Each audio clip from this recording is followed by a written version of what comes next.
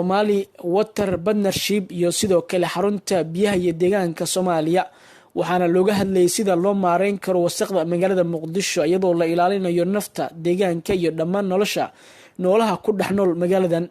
xildhibaano ka tirsan baarlamaanka federaalka Soomaaliya aqoon-yahano mas'uuliyiin kala duwan ayaa ka qayb galay kulankan waxaana la isku dhaafsaday aragti iyo dood cilmi xambaarsan oo qosaysa sidii xal loogu heli lahaa wasaqda oo dhibaato xoogan ku haysa bulshada ku nool magaalada Muqdisho.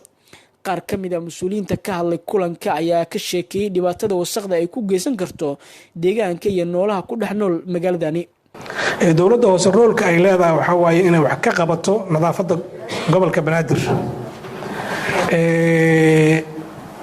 mid la mid ah waxay kaloo leedahay inay maaragtay law enforcement isticmaasho oo cidii khaladad gasho la ganaaxo laakiin wali waxaan ku jirnaa soo koritaan maalinta ka dambaysa waxaan ka soo koraynaa meeshii aan joognay waxaan isbedelo badan iyo waxaa la dareemayaa wax badan inuu la qabtay. caasimada markaan soo qaadno biyaha waxaa jira biyaha dhulka waqtiga roobka horda waxaa kaloo jira maxaan kuu sheegaa musqulaha iyo markii la galo wasaq kale oo mataqaanaa biyuhu meeshii fadhiyeen gaaraya ayaa jira. pollutionku meelaha kaleeto garaashyada iyo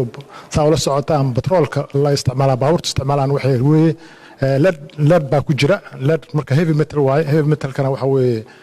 waa biraha culus waaye oo kansarka laga qaado weeye waxa ugu daran laakiin oo hadda maxaan ku sheegay warshado badan oo halis gelina hadda caafimaadka Soomaaliya malahan khaasatan caasimadu malahan laakiin waxa mashaakil ka taagan yahay in macnaha musqulihii iyo maxaan ku sheegaa iyo biyuhu meeshii laga cabayay in isdul saaran yihiin caasimada waa jirta problemkii qashinkaanu 30 sano buu iskor saarnaa oo qofba suu isticmaalahay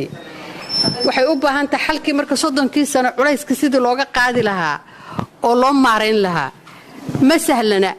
kama siyaasadda qashinku kama aniga aragtidan qaba siyaasadda kama sokeeyo waa fogaaday waa durkay waxa laga qoday meelan ceel